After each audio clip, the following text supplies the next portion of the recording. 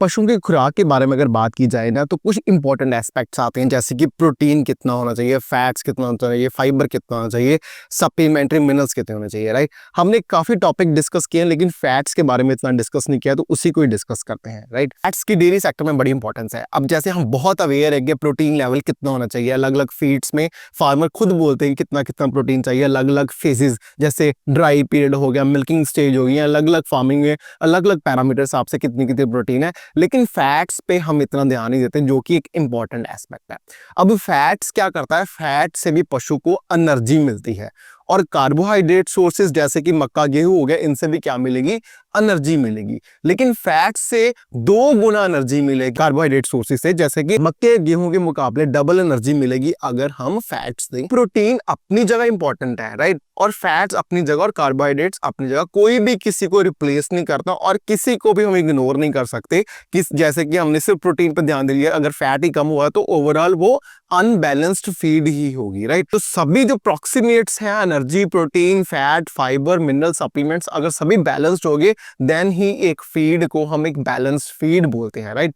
Particularly fat की अगर बात कीजिए तो फैट डेयरी सेक्टर में 6 से 7% इंपॉर्टेंट है। अब मोस्टली फार्मर्स को फैट कब पता चलता है कि फैट कम है, जब दूध में फैट कम आती है, राइट। तो फार्मर्स क्या करते हैं, बस सीधा ही फैट, जैसे कि कोई भी ऑयल, मस्टर्ड ऑयल हो गया, देसी घी, सीधा पिलाना शुरू कर देते हैं, किससे, जैसे उनको लगता है कि हमारे दूध में पशु का फैट इंक्रीज हो जाएगा। ये मैंने आपको प्रॉपरली एक्सप्लेन किया हुआ है कि ये सारा मैकेनिज्म बिल्कुल डिफरेंट है, और अगर हम कोई तेल पिलाएंगे तो उसका कोई इफेक्ट आएगा ही नहीं दूध में। तो दूध की अगर फैट कम हो रही है तो पिलाने से वो दूध की फैट सही नहीं होगी। अब फैट्स की फिर इंपॉर्टेंस कहां आती है, फैट्स की इंपॉर्टेंस आती है जब हमें पशु उस स्टेज में होता है जब बहुत ज्यादा एनर्जी चाहिए होती है। वो कौन कौन से स्टेजेस हैं, जैसे कि जब पशु ब्याने वाला है, और सेकेंडली जब पशु की काविंग हो गई है और एकदम से पशु को एनर्जी चाहिए दूध प्रोडक्शन करने के लिए और अपनी बॉडी को मेंटेन करने के लिए। थर्डली, जब हम पशु को चाहते हैं कि वो कंसीव हो, फर्टिलिटी इश्यूज को डील करने के लिए फैट्स इंपॉर्टेंट है।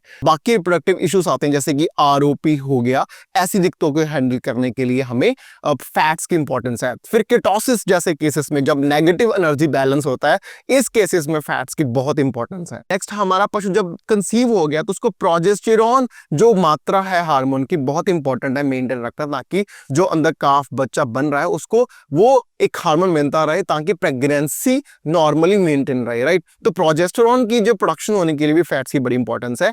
तो अगर हम देखा जाए तो ओवरऑल हर एक फेज में फैट्स की बहुत इंपॉर्टेंस है। तो फैट्स का बैलेंस होना फीड में बहुत ही जरूरी है। दिक्कत की बात क्या आती है, जब भी हम कोई फैट्स देते हैं, जब पशु कुछ भी खिलाते हैं, जैसे मैं अपनी सारी वीडियोस में आपको बताया हुआ है कि वो ह्यूमन में जाता है, बड़े पेट में जाता है, फिर माइक्रोबियल फर्मेंटेशन होती है, और माइक्रोबियल फर्मेंटेशन के बाद ही वो जिस जिस जगह पे इसने जाना है वो जाता है ऑर्गन के लिए, राइट।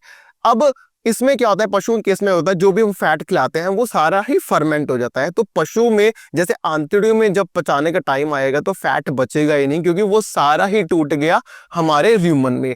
तो इसीलिए ही इंपॉर्टेंस आई बाईपास फैट्स की, जिसमें क्या हुआ कि हम ह्यूमन को बाईपास करके सीधा आंतड़ियों में जाके वो फैट्स जाके यूटिलाइज हो जाएगा, राइट। अब बाईपास फैट्स है, सबसे पहले एग्जांपल आती है, जैसे कैल्शियम सॉल्ट से जैसे हम बाईपास फैट बनाते हैं ना, वो सबसे इंपॉर्टेंट सोर्स निकल के आता है, क्योंकि उसमें बायोहाइड्रोजनेशन प्रोसेस बड़ी जल्दी होती है और वो बहुत इफेक्टिवली जाके आंतड़ियों में पच जाता है, और पशु को फैट्स की जहां जहां डेफिशिएंसी हो रही है वहां वो फैट्स पहुंचा देता है in the form of calcium salts की, जब हम करते हैं बाईपास फैट को, राइट। सेकेंडली हमारे आते हैं प्रिल्ड फैट्स, जिनका की मेल्टिंग पॉइंट बहुत हाई होता है, जैसे कि 54 डिग्री सेल्सियस जाके वो मेल्ट होते हैं। तो ये जैसे सोयाबीन जैसे एक्सट्रैक्ट्स वगैरह को यूज करके प्रिल्ड फैट्स बनते हैं, इनकी भी इंपॉर्टेंस है अगर बाईपास फैट्स की हम बात करें। ये दो बाईपास फैट्स के सोर्सेस हो गए जब दूध में फैट कम आ रहा है या पशु की बॉडी का बीसीएस ड्रॉप हो रहा है। लेकिन अगर हमें स्पेसिफिकली हमें पता चले कि बॉडी में फैट का कंटेंट कम है और पशु कंसीव नहीं कर पा रहा, तो फिर हम कुछ ऐसे सॉल्ट्स या फैट को अटैच करेंगे, उसको बाईपास फैट बनाएंगे, ताकि उसमें ओमेगा 3 ओमेगा 6 भी भरपूर मात्रा में हो, ताकि बाईपास फैट्स में, क्योंकि ये फैटी एसिड्स होने बड़े इंपॉर्टेंट है अगर हम कंसेप्शन करवाना चाहते हैं, हम उस बाईपास फैट्स की तरफ जाएंगे जिसमें फैटी एसिड्स हो बाईपास फॉर्म में in the form of omega 3 और ओमेगा 6। अब कुछ कंस्ट्रेंट्स हैं, जैसे कि सबसे पहले तो इसका स्टोरेज करना।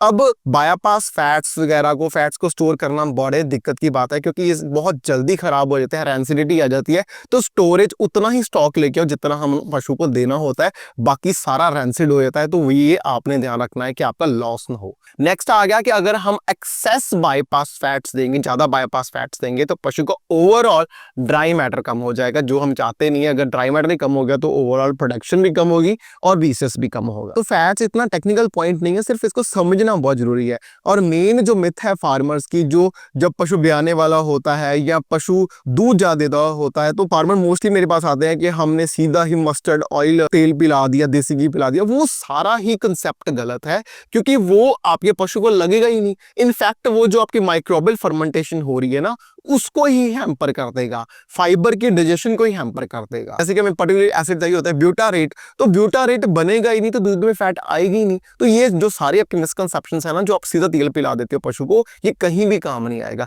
ना ही दूध में फैट बढ़ाएगा और ना ही पशु को एनर्जी देगा। तो ये माइक्रोबियल ही फर्मेंटेशन होकर बाहर निकल जाएगा। इनफैक्ट माइक्रोबियल फर्मेंटेशन को भी ये खराब कर देगा, पशु के पीएच को खराब कर देगा। अगर माइक्रोब्स का एक बार पीएच हिल गई तो वो सारा ये ओवरऑल पशु की बॉडी को हैम्पर करेगा, राइट। तो ये थी मेरी वीडियो फैट्स को समझाने के लिए। अगर आपका कोई और टॉपिक हो या कुछ और डिस्कस करना चाहते हो तो please let me know in the comment section, या आप मेरी मेल आईडी dr.dumra@gmail.com पे, या मेरा एक व्हाट्सएप नंबर है, सिर्फ आप व्हाट्सएप कर सकते हो कोई भी आप डिस्कस करना चाहते हो। जिसके साथ मैं मिलूंगा अपने नेक्स्ट वीडियो में।